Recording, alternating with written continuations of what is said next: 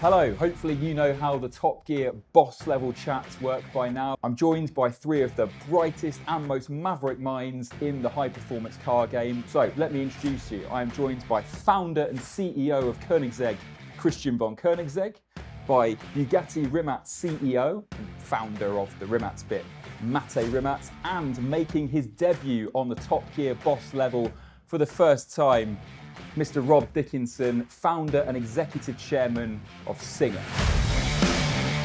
Coming up, we'll ask the trio the biggest questions in motoring. Are their cars getting too powerful? How would they have managed Jaguar's electric rebrand? And at what moment did they become car-obsessed petrol heads? First karting session, and I remember I didn't want to go, and then I never wanted to leave. And if you've missed it, check out part 1 of Boss Chat, where Christian, Mate and Rob sampled the latest and greatest fast cars from each other's brains.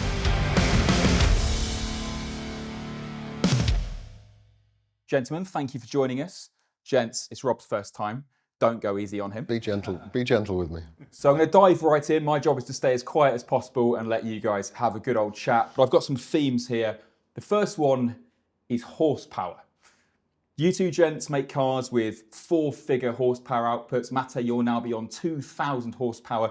Could you ever envisage making something lighter with 400 or 500 horsepower like Rob makes? Or does the hypercar collector of tomorrow demand 2,000 horsepower?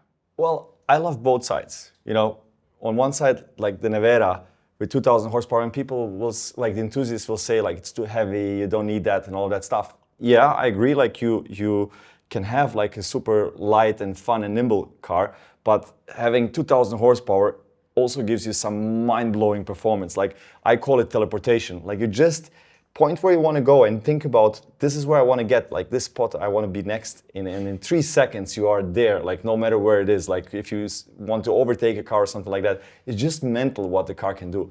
But I also love like nimble light cars like the Singer we were driving today, and yes, I'm thinking about like how could we make some really fun and light cars. So absolutely yes to both.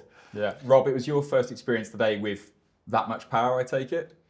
Yes, that much power in Mate's car, amazing. And we were talking when we'd driven each other's cars, how appropriate they all are. I mean, the world's a better place for all of this stuff, and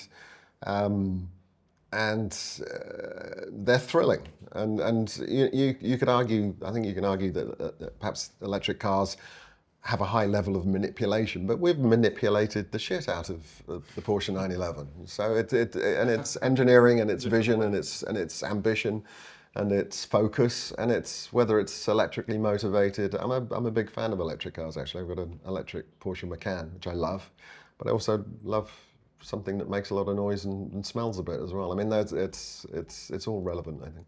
And Christian, what's your thought on where the power sweet spot may be? So when I experienced the Nevera today, my first reaction was really, it is correct powered. It's not too much, it's not too little. Could it take more? Perhaps, I don't know. But on this relatively small track, you can use all of the power several times in a very controlled fashion. And it doesn't feel scary even. Except for the passenger. Oh, right. But it's and then in the Singer, could it take more power? I'm sure it can take a lot more power. Did I feel I needed more power than 500 horsepower to have fun? Absolutely not. And I drive a Mazda MX-5 to work several days a week at home. It's my car since I was 19. It has 0 power, but it's just like a comfortable slipper you get into, driving along the coast, enjoying. It's right powered for what that is. It's not about 3,000 horsepower or 100. It's what can a car take and how can you deploy it and how safe does it feel and how controllable have we made it and how deployable is it.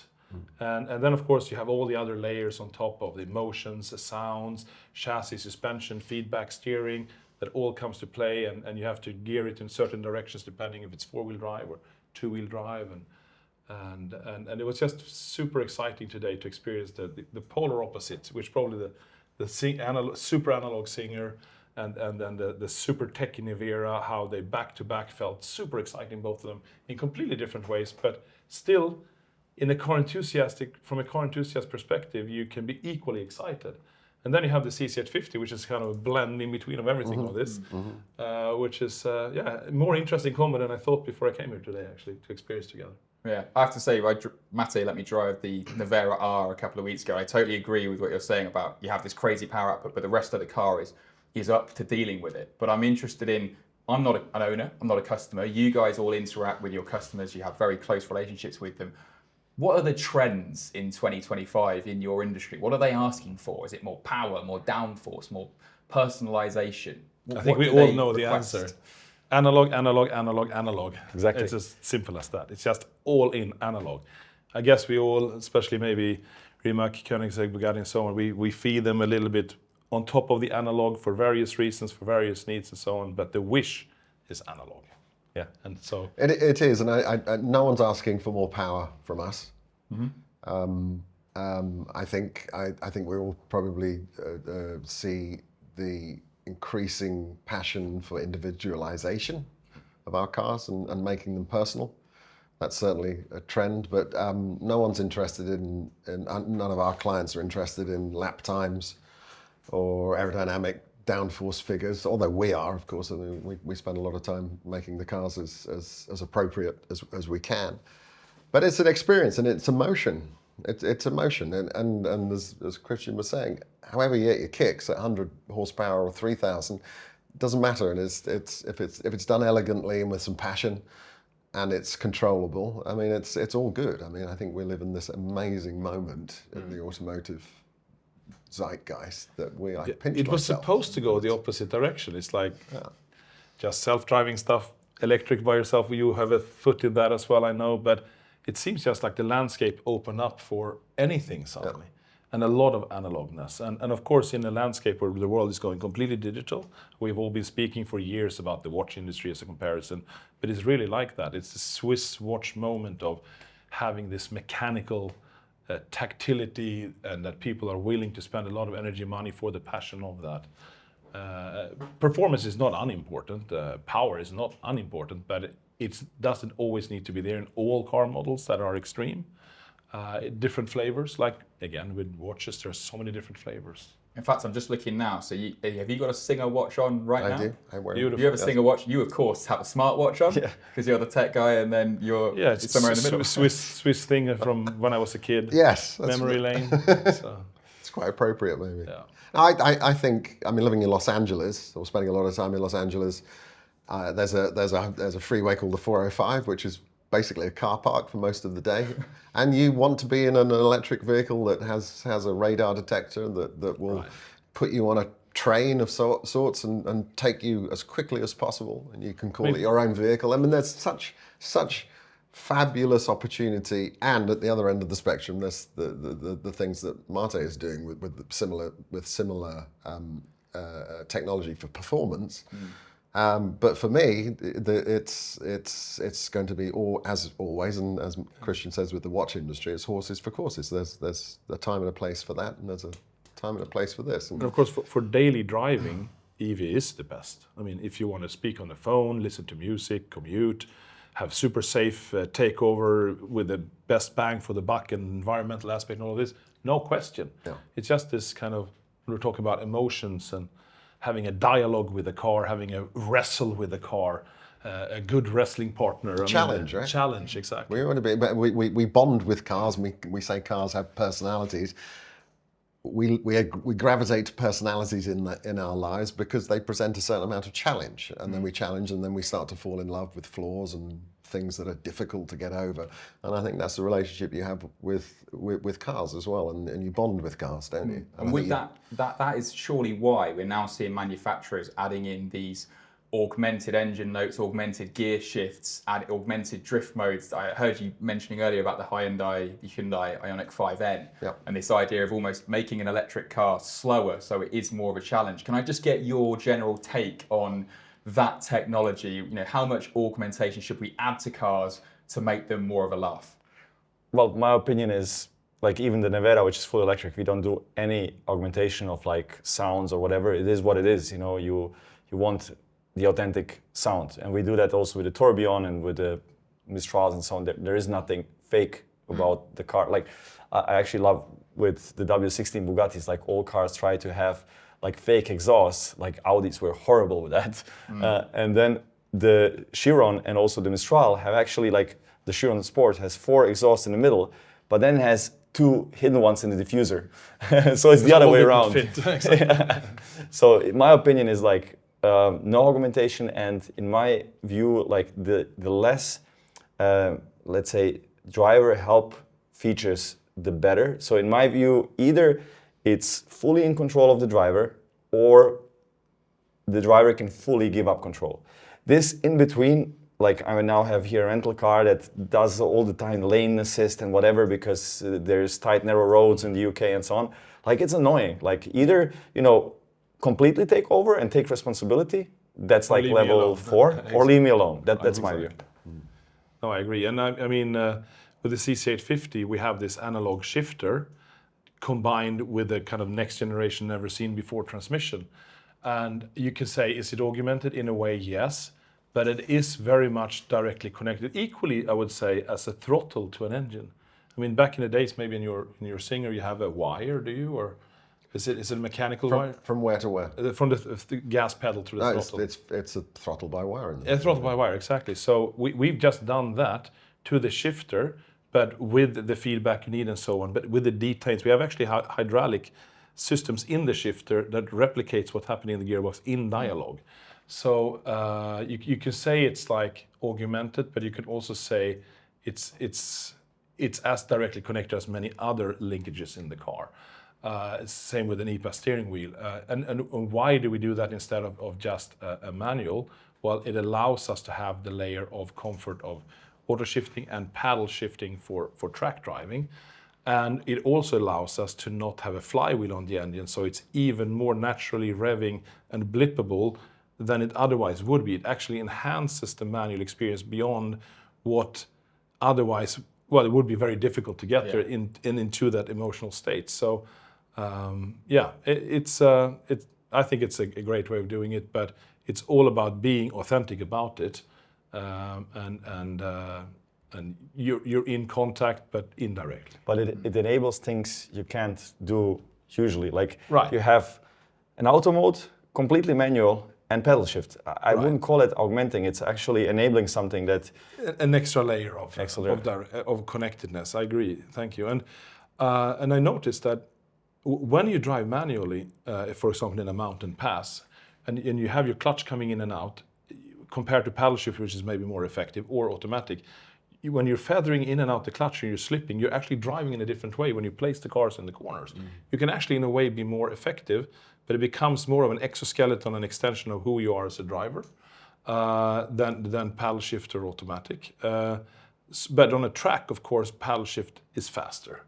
So I think there's a place for all of this, and it's different ways of doing it. But I do love the direct analog feel of your Singer today. I mean, watching these guys driving our car today, it's like you're busy. There's a lot going on, right? You're busy, and when in Christian's and Marte's car, you're less busy, and you could say you're steering the car, and there's less. But it's a challenge, right? It really is a challenge. You're wrestling with something. And with the Nevera, the challenge is to like point and squirt and just hold on.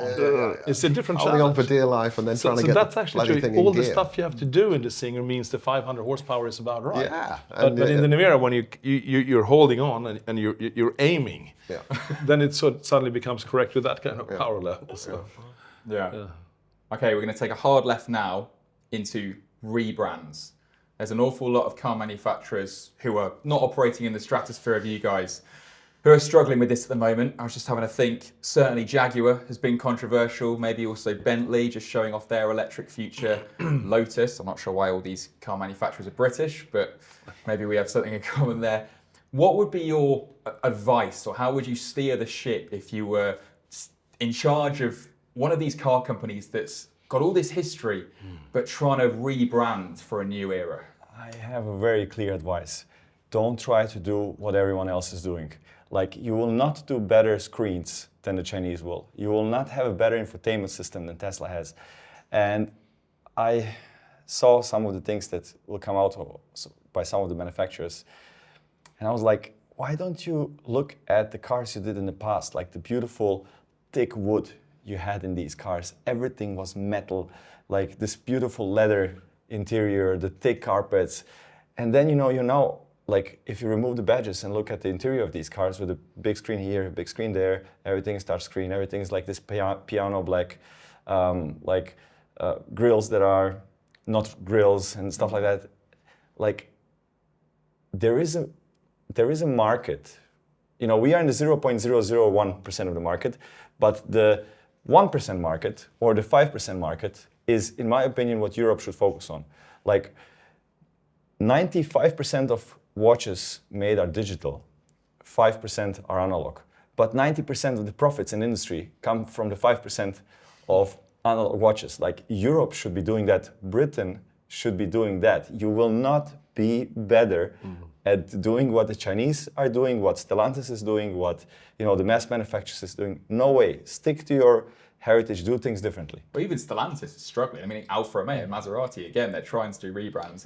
But yeah, I see what you mean. Like leave the Chinese and the Koreans to the mass market and focus on the luxury end.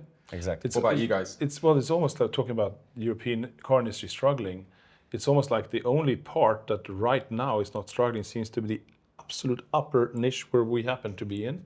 And right below there, it's starting to get difficult, and then more difficult as lower you go. And I think you're right. It's hard to have mass production in simpler format of cars and then just shift into something exclusive and unique.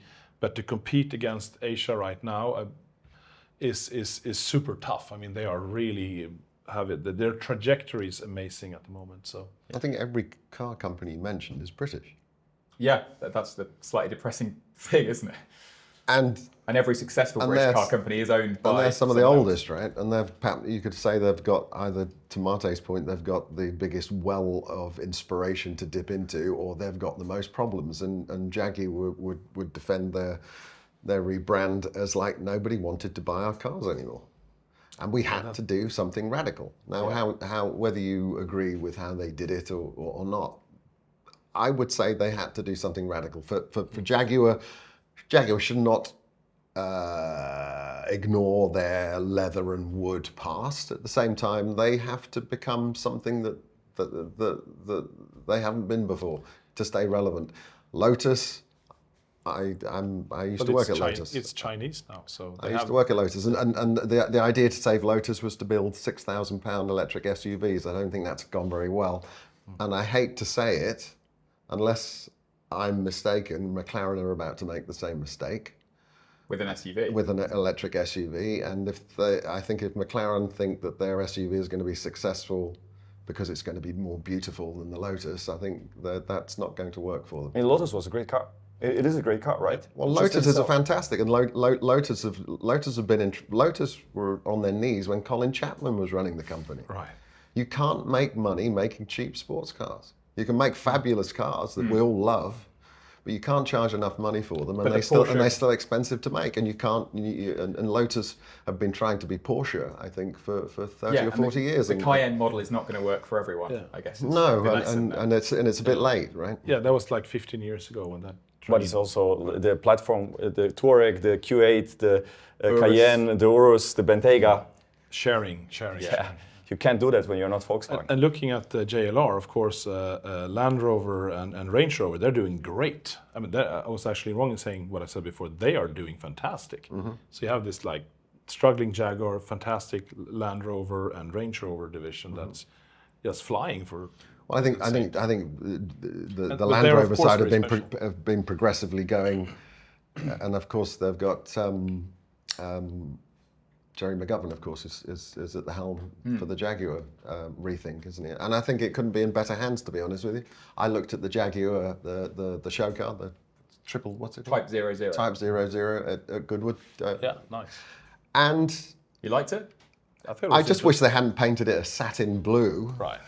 But the surfacing is gorgeous, and it's got presence. It's audacious.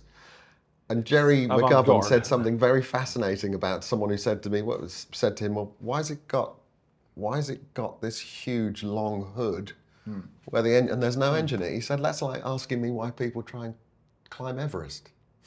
Okay. He said it's there because it's proud and we'll put something in it. We'll put suspension or luggage or something in it, but look at it, it's fantastic. And I think that's a great response. And I think we live in a postmodern world, and I think Jaguar are probably doing what they absolutely have to do.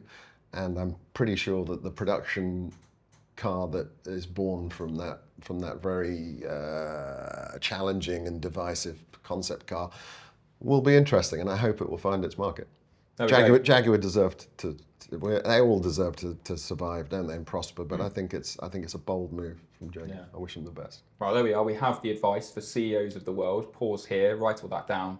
But talking about Jaguar, sorry, then we have this Restomod thing, right? A little bit in your genre, which is pretty wild. I just wanted to talk about it as well. It's at first I thought, what is that? And then it kind of grew on me a bit. It's brutalistic, of course. I don't remember the name of it, but it's former TWR or something. The Jaguar XJS. Yeah, yes. yeah. But of course it's a bit M3 or rally car widened. But yeah, it's definitely kind of got attitude, right? Attitude Jaguar would need, I would say. It's so funny, that car, we were allowed to go and shoot that like the week of the Jaguar rebrand. Right. And just as they went that way, that TWR went Right, so- totally the other way exactly. with a naturally aspirated or sweet supercharged V12 manual.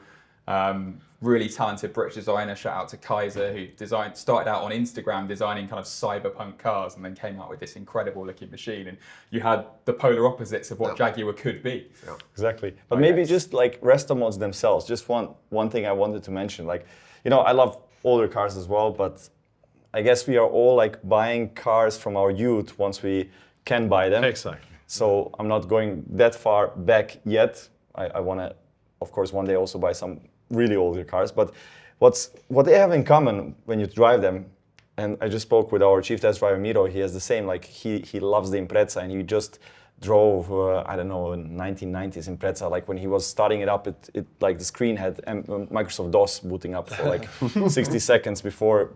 And what the first thing he told me, and it was his dream to try that car, he was like, it was the Colin McRae, I think, Impreza, WRX, and he said it was slow. Right. The the problem same with for- old cars, they're old. They're But you're incredibly fixing slow. that. But Well, that's what I wanted to say about the Singer. Like, you have this beautiful car, and you did exactly the right thing. Like, you really nailed it. Like, the details, the quality of it, like, the car feels so solid.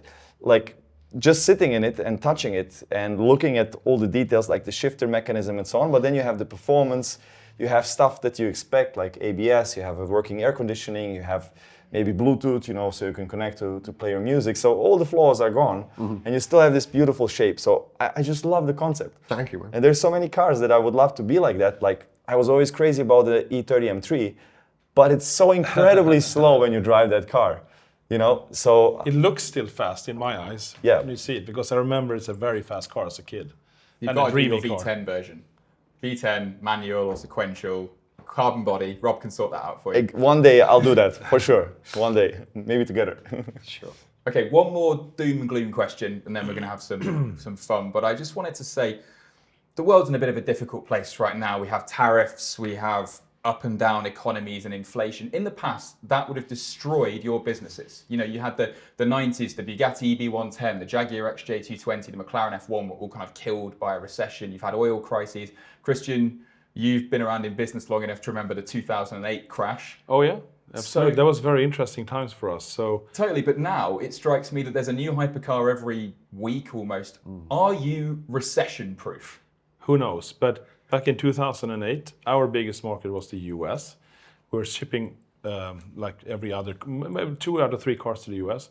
And then 2008 happened, and there was just radio silence. Hello? Hello, it's no one on the other side of the phone. Luckily, like in the same month, Asia came online, and focus just shifted. And we had a very good year, 2008. And it was just silence there, and then 2 years later, the phone started ringing again from the US. So I think back then, especially, but still now, the world is a big place for these kind of low volume cars. When we have 40 representatives around the world, and we kind of spread our cars around the world a little bit everywhere. No one really gets as much as they want to keep all the markets growing and staying alive. So if we have a problem somewhere, we can probably fill up more elsewhere. That's how it's been working until now, whenever needed. So, and we've been sold out actually since the first day we started production. We've always been sold out several years since 2002, and since then we've been ramping up as much as we possibly could with the resources we have had, and we're still doing the same. But I do believe there is some kind of level where we will level off, because it can't become too many. I don't believe that, at least. So maybe that will kind of level off. But yeah. So recession proof, I don't know, but I would call it the world is a big place for very low volume. But I have a funny story about it. It must have been 2014, 15. You'll have to help me with remembering exactly what you said. So we did the battery for the Regera. And I asked Christian, we were talking on the phone, I remember exactly where I was at that time, like, how many do you want to make? We just talked about the technical stuff at that time, like, you know, very technical, how much power you can get, packaging and stuff like that. We never talked about volume or commercials or anything, as you would expect it to us, not being the most commercial people. Probably not, exactly. And I asked him, so Christian, what do you think, how many you will make? And he said, you know, I would like to make 80, but like, who knows, maybe Brexit will happen, Trump could be elected, and some third thing, and there might be a war. Like, but it was like so ridiculous. Like we said it in a way, like, and then we laughed, both of us, like, yeah, right, like that's going to happen. Right. But guess what? Brexit happened. Trump won, first time around, and we had a pandemic. We had a global pandemic and several wars. And we are selling like never before. Mm-hmm. So what we've learned is Christian von Koenigsegg can tell the future. Yeah, so what's going to happen next? Oh no. Right. Well, the world is an interesting place, as we know. So I think we're all equally good at predicting what the next things are or not. It's you remember that conversation? I do, actually. It's funny.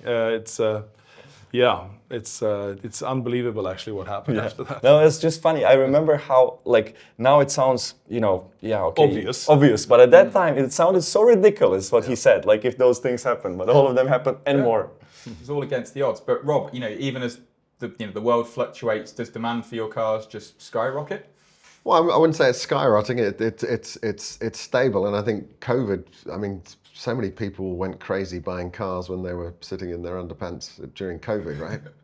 And I think I don't know. I don't know whether even the billionaires were just sat on the sofa going, YOLO, I need to buy one of these. The world goes under. We need a lot of toilet paper and a lot of supercars. Okay, and boats. Fine. And boats, exactly. I just think that there's some enlightenment in the world, whether you've got a lot of money to spend or a little bit of money to spend. And the tragedy of the modern world, and the good sides as well. But when the tragedies come, we have to live life for the moment. I think a lot of people do think that. And no matter how bad things are, it's like we've got to live for now, and we really do have to live for the moment. We have to consider the future as well. And we're here now, and I think the cars that we're so lucky to have these folks buy from our companies are not impervious financially to these things, but I just think that they want to live in the moment, and as I get older, I'm starting to realise how important that is as well, and I think we have to seize the moment and have some fun while we can. But just one dangerous thing is to believe that any product you make in this market will succeed. Right. Don't think that you can just go out and start a car company now. I mean, we were crazy enough to start something like that, and I started my company in 2008. Yeah, ridiculous time to try and start it. So there's no wisdom here at all. And I see now with having Rimac and Bugatti, how much more difficult it is to build your own car brand. Like the Nevera, I mean, it's an amazing machine. And it has let's say from a market perspective, a flaw that it's electric, but it's like blowing it out of the water in so many different areas.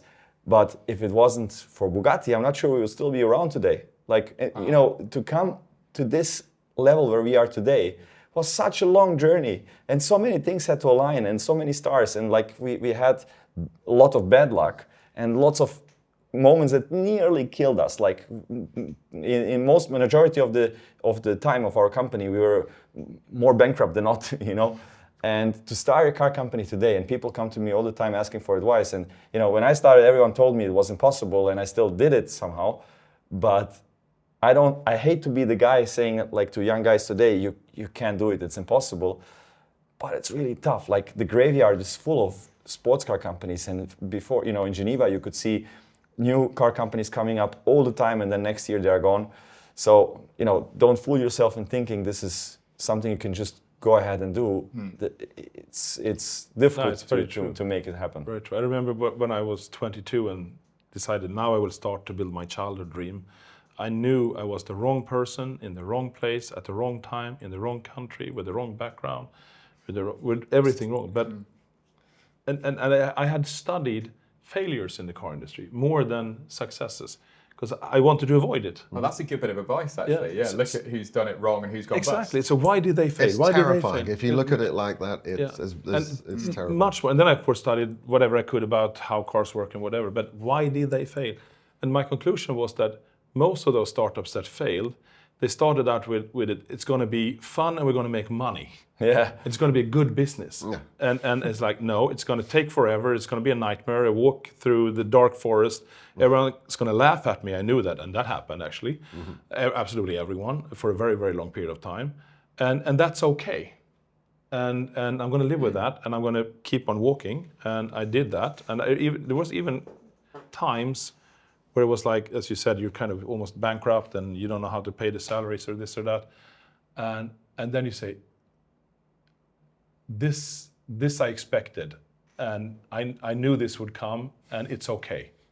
And I feel okay about it. It's not, you don't feel good about it. You feel, this is what I'm here for. This is what I need to go through. Yeah, I just think you've all had your share of disasters, actually, because yeah, you started in the midst of the biggest financial crisis for a century. You had a rather well-publicised accident happen in one of your cars. And didn't your factory burn down in 2003 it just did. as you were basically beginning the CCA? We had delivered like 2 cars, had 3 cars on the line. We were just running, been fighting for 9 years since start. And then on a Saturday, boom, the building went up in flames. We managed, luckily, to push out a lot of the stuff, so we had something to restart with. So you were pushing things out of the factory while it was on fire against the fire brigade's instructions. Yeah, don't do that at home. Exactly. And But we there were two things going on here. It's endurance, keeping the lights on, which has been a big part of, I think, all of our struggles. And the fact that I think, dare I say it, one thing the three of us have in common is that we didn't start this off to make money. Right, very important. It was no. It's the opposite of the business idea. People asked me what the vision, what the vision was for Sing. I said there was no vision whatsoever. I just had to build this car, and I knew something good would happen with it, and there was no business plan. And there just wasn't. I'm not sure. I'm not saying Martin and Christian didn't ever. They're smarter guys than I am. But I get lost a lot about the I think we've inspired a lot of people to do something similar to what we're doing. And I think a lot of it has been spectacular. The results have been fantastic. Some really wonderful cars that I want. But a lot of people have done it because they think there's blood in the water. They think there's money to be made. And they won't succeed. So how much truth? They won't, because it comes from, it's the product. And the products come from people who just care about the product, not the bottom line. And getting through the enormous attrition that is required to keep your head above water and stay alive while you're trying. It's extremely difficult, and I would agree with Martin.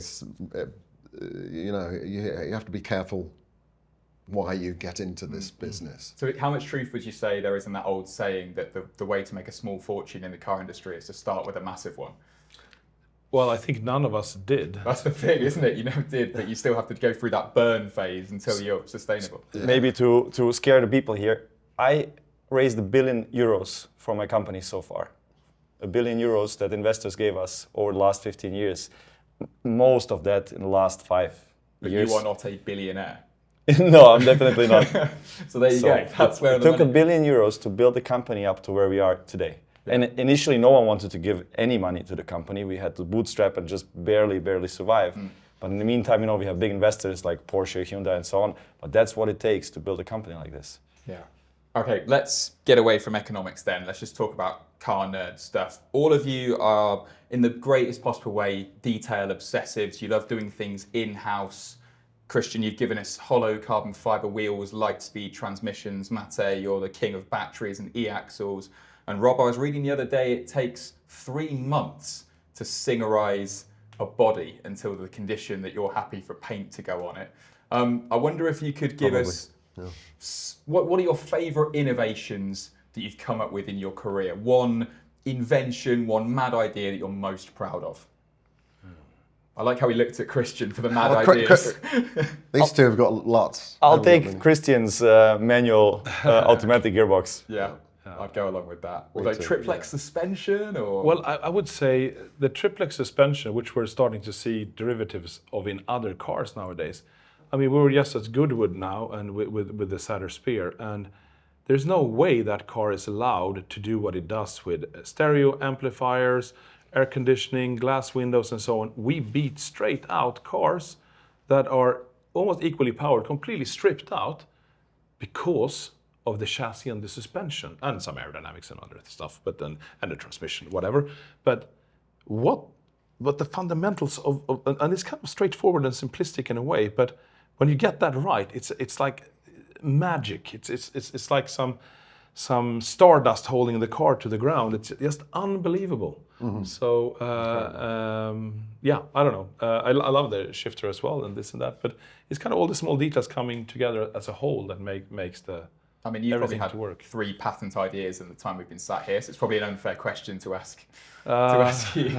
But Rob, have you got a particular detail on one of the singers that really makes you smile? Yeah, well, lots really. I mean, but I was going to try and answer it a bit more philosophically, maybe. But I mean, I've been in love with the Porsche 911 since the age of 5. I think it's the most important sports car in the world, whether you love it or not.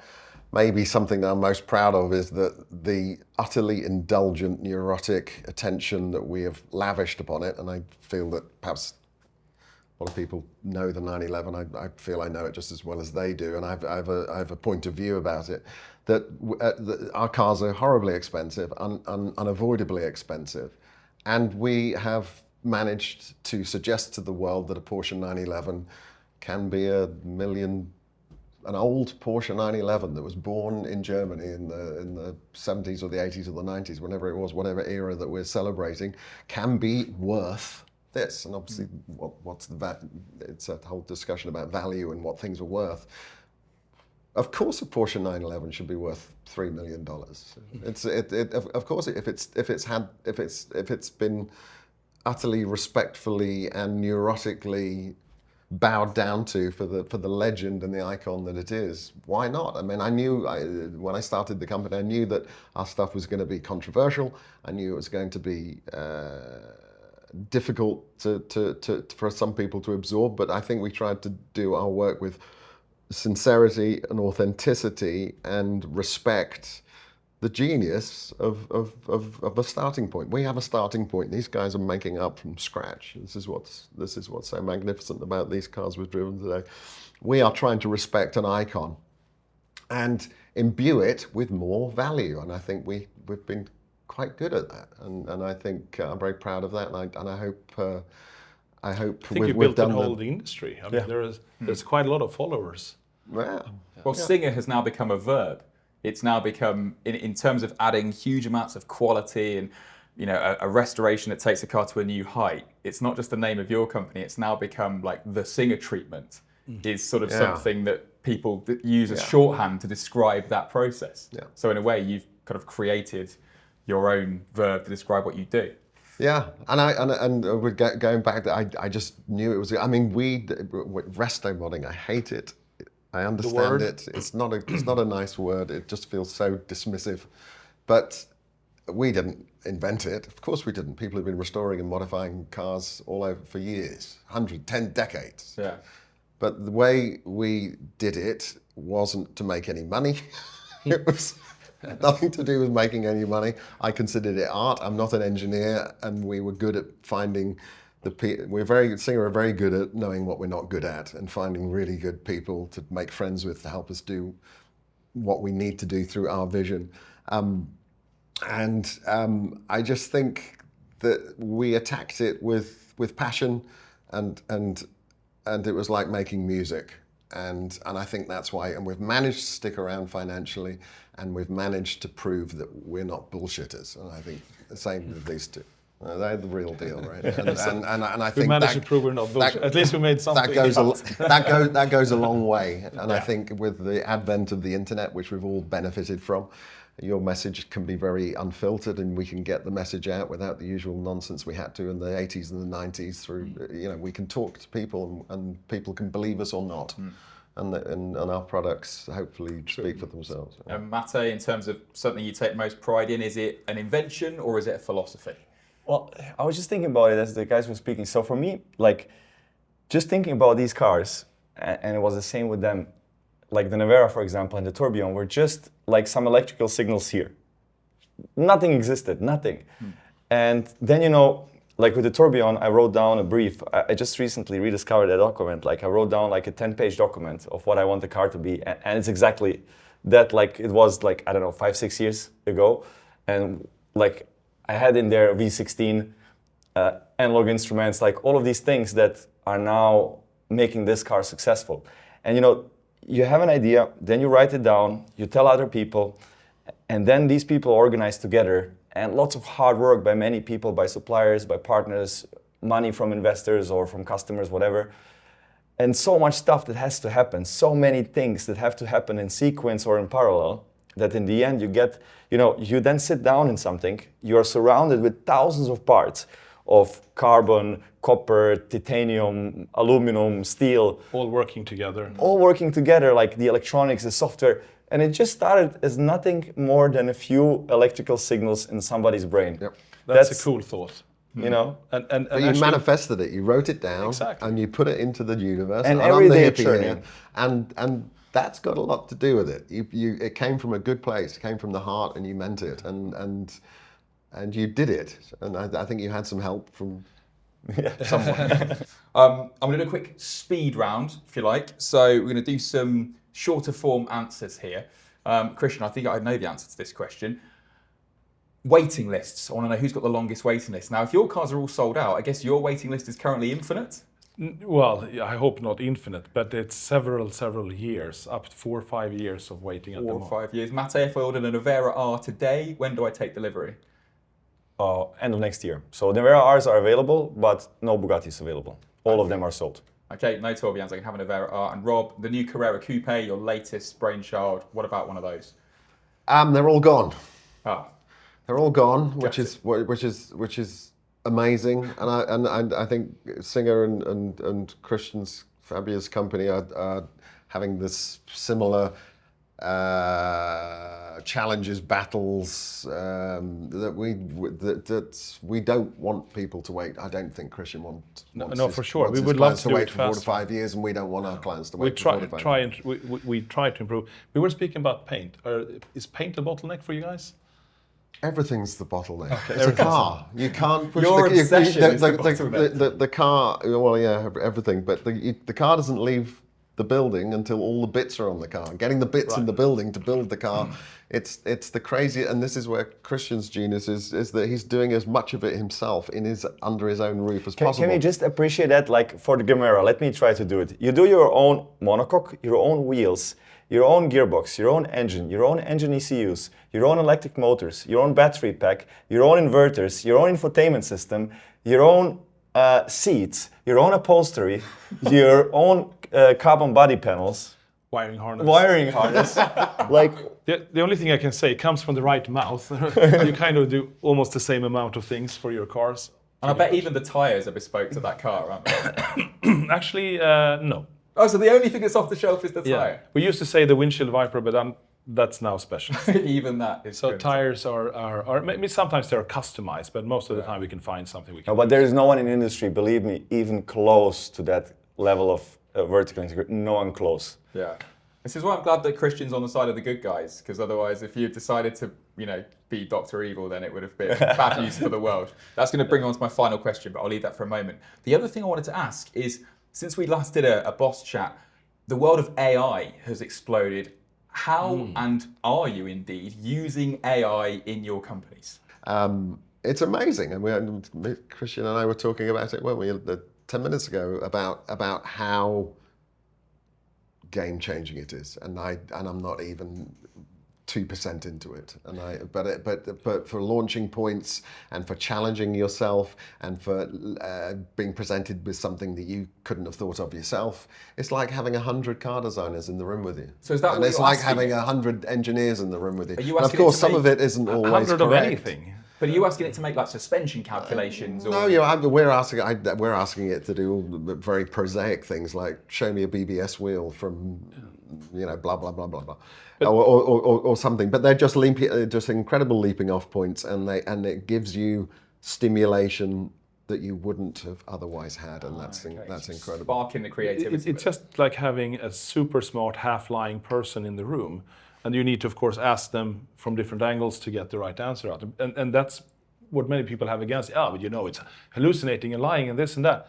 Yeah, but so are a lot of people that you interact with. And in some you have to work with as well. Sort of no one's perfect. So as long as you know that and treat it for that, you have an incredibly smart entity in the room. And I don't think we use it enough, for sure. And I have also a tendency, you sit in a meeting, you discuss it, say, well, what this and this and that. Yeah, let's go back and meet in a couple of days.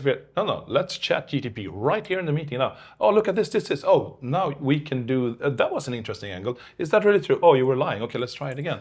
But you just take that meeting 3 weeks ahead in time by just introducing that element. And I would say there is not a natural, I think there's something, people feel maybe they want to be smarter themselves or something.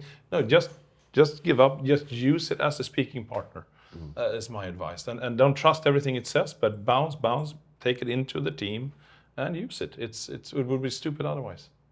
I'd say working out for you. I'll take it to a different angle because we do Robotaxis. And that might seem completely opposite of what we are discussing here, but it's, again, my opinion, like either you are fully in control and driving yourself and enjoy these wonderful cars, and that's what you love at some time in your life.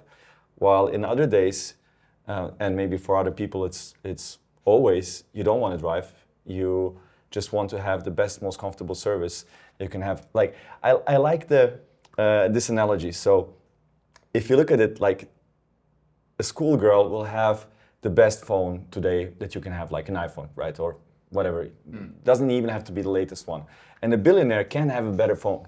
Right. The billionaire can have a better, the most important device in our lives today is our phone. And, the schoolgirl and the billionaire have basically the same. With AI in it. With AI in it, with, the same apps, same internet, no difference. Maybe even the schoolgirl is much more proficient than the billionaire and has a better, use of it. While the billionaire has his Rolls Royce with a driver who's always sober, who knows the road, who pays attention, who is not fooling around on his phone, and the car is clean, the car is the right temperature for the passenger, his music and so on. While the schoolgirl, will ride in a bus or maybe sometimes use an Uber where the driver is maybe not so familiar with the road, maybe is distracted, fools around with the phone, whatever. The car is dirty and so on. So what we are trying to achieve with self-driving is that the schoolgirl has a better experience than a billionaire, but for less than what you pay for an Uber. So we car guys want that sometimes, like Rob said, like when you are in LA sitting in traffic. Perfect. So I really believe in this. I really think that humanity does what makes sense, and this will save lives. It will save lots of resources. It will make use of existing infrastructure in a better way. So I think it makes sense. And some people hate that we are doing this because it's like, we want to own our cars and we want to have combustion cars. Why are you taking car ownership away? It's a different thing. It's a different thing, exactly. But I think it will be game changing. And people like Waymo and Tesla are doing amazing things there.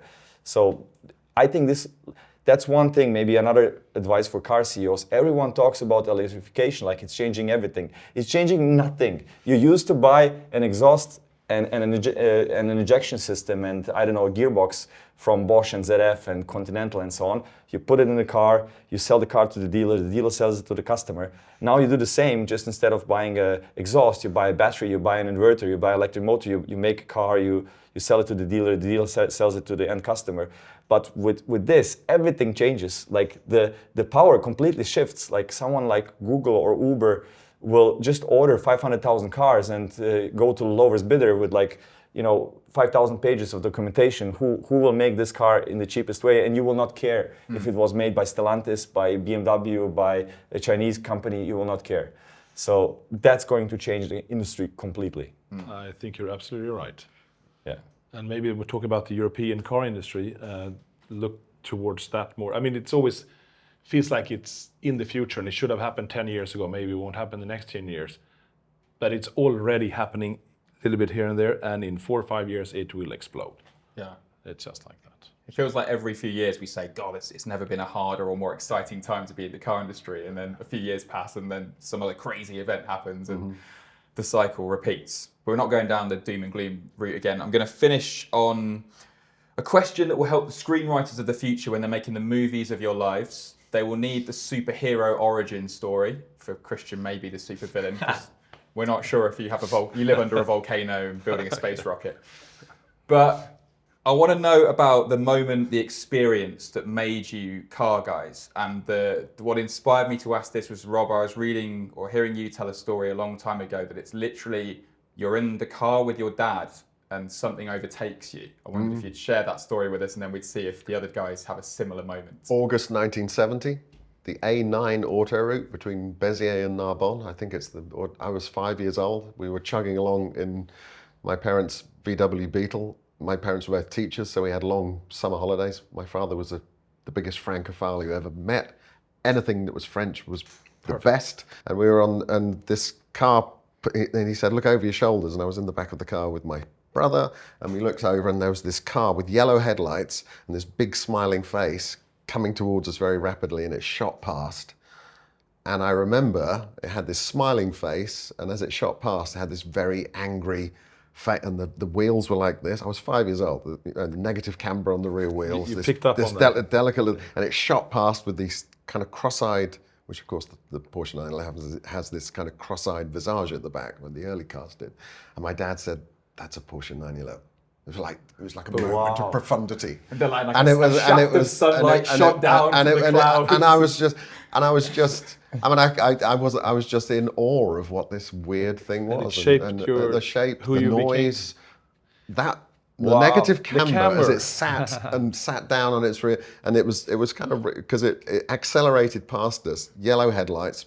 Of course, it was because it was France. It was like this boat. So the front lifted up to accelerate past us, and I noticed this negative camber at the back, with the car squatting down at the back with this rear engine, and I can only assume it had a profound effect on me, And you were in because I was a Beetle, which is linked, of course. absolutely, to and that that's the irony. I mean, that's the wonderful thing about it. We were in the direct lineage of where this thing had come from. But obviously in those days you couldn't just Google what it was. So what was it then? Was it car magazines? Was it pressing your nose against the glass of the dealer? My father was getting me Car Magazine from 1974. Yeah. I was devouring LJK Setright and all the great writers, and I was hooked. And do you hook, line, and think sinker. in an alternative universe, there's a Rob Dickinson in the back of that Beetle and it's a Corvette or an E-Type that drives past, and Singer exists, but it modifies or reimagines a completely different kind of car? Maybe. God, I don't know. That blows my mind. But anything that sparks that passion, it's and you can't control it. It either happens or you can't manufacture it. It's amazing. See, this is why you shouldn't just look at an iPad when you've got kids in the back of the car, because if they're not looking out the window, they may miss this, and then a whole car company may never exist. Do you guys have a moment like that set you on this journey? So I was born in '88 in Bosnia, and they're like in a little village. So Yugoslavia was at that time a very poor country, and where I'm from was the poorest part of Yugoslavia. So there was basically no roads, no cars. But my mother tells me that I was crazy about cars before I could walk or talk, like before I was 1 year old. And she said when my grandfather would come back from Germany, he was working in Germany with his Beetle, I would pretend that my hand hurts when I was less than a year old, so that they put me in the car, because when I get in the car, I would forget about, that my hand hurts, and then, I would stop crying. But I remember a second memory when I was like, I think 7 or 8 years old. So the war started, we moved to Germany, and my father was a construction worker at that time. And after a few years, like he had like these cars that would fall apart all the time. But then, like all the Balkan guys, as soon as they make the first money, they buy a car. So he bought a used 7 Series E32. And I remember the smell of that car. And when I went into the back seat of it, and like the wood and black leather. And for all my life, when I get into a new BMW, not so much more recently, like the smell of a new BMW teleported me back to that time when I smelled that new BMW smell for the first time. And forever, I'm like, in school, I was just drawing cars, and all my life I was just crazy about cars. I wanted to do anything. Like my dream was to just do anything for BMW, like be a BMW engineer or something. And just the third, I remember when I was a kid, maybe like, I don't know, 8 or 9 years old. I don't know when the E49 came out. So the 3 Series E49. I remember being in Frankfurt. We lived in Frankfurt at that time. And I saw the first E46 3 Series. And I saw the first time, like the BMW lamps were not like in a box, but like, the lower part of the of the lens was like sticking out in the bumper. Right. I was like mind blown, like wow, Design. Yeah, it was such an occasion when a new car came out at that time. Like today, like who knows like I don't know why people do camouflage anymore. I remember that, but I kind of prefer the round ones. I was more old school. I don't know. I just know that blew my mind when the E46 came out with these like lenses cut out. So yeah, those are a few moments that I remember well. All right, Christian, I was thinking, was your first car a Suzuki Swift? It was. I keep on saying my Miata was my first car. It was actually my second car. I was working I was doing this internship at a Suzuki dealership. Yeah. And when I was 16, I was parking around Suzuki's, and I got a good deal when I turned 18. I had it for like 2 months, and then I got the Miata. So actually, the first car was a Suzuki Swift GTI. So that was what you were first driving, but I'm guessing the interest goes way back to Karting yeah, exactly. Actually, one of my absolute fondest memories when I was 6, 7 years old, first karting session, and I remember I didn't want to go, and then I never wanted to leave. It was my best experience ever. I just kept on going for hours, and I started karting a lot as a kid. Loved it, but getting into cars probably for me was, again, of the age you said you were maybe 5, and I was 6, 7 years old, and I saw this Norwegian stop motion puppet movie about a bicycle repairman who built a crazy race car on a small mountaintop in Norway with his 2 helpers. And a lot of innovation. It was like a 12-liter engine in the front, a rocket engine in the rear. It ran on ethanol, and he didn't have any money, but What a good idea. Yeah, exactly. So when they fill it up on the race, they fill up the tank and then take a sip of it themselves like this. So I just realized that recently when I saw the movie. It's crazy. It's like E85, but no petrol in it. But he didn't have any money, this bicycle repairman. So he was lucky. There was this oil sheikh camping doing tourism in Norway. And one of his helpers showed the drawing of this car, so Aladdin Oil funded the effort, and they went racing to Le Mans against like Porsche, Ferraris, and so on, and it was a wild race, and he won this race. And apparently, I told my father when we went out to the movies that I want to be that bicycle repairman. I want to build a car like that, and I started just drawing cars and buying car magazines, and I heard that. You're very impressionable before 11 to 12 years old. You have your DNA, who you are, whatever. But what shapes you as a person is that, and whatever you experience up to 11, 12, then you're pretty locked in. Mm-hmm. And I had this like 6, 7 year old, like, boom, I want to be that bicycle man. I'm going to do this wild, crazy car with all this stuff and that. Started drawing. And I had so when I was like 22 years old, I had no choice. I was pre-programmed. Young me had set me before 11 years old that that's what you're going to do. So I was hypnotized. I had no choice. There we go. So a Norwegian stop motion movie. Hinchcliffe Grand Prix. Don't miss it. It's still good today. Hinchcliffe Grand Prix. You can find it probably on YouTube. You can probably Apple TV. I think have it as well.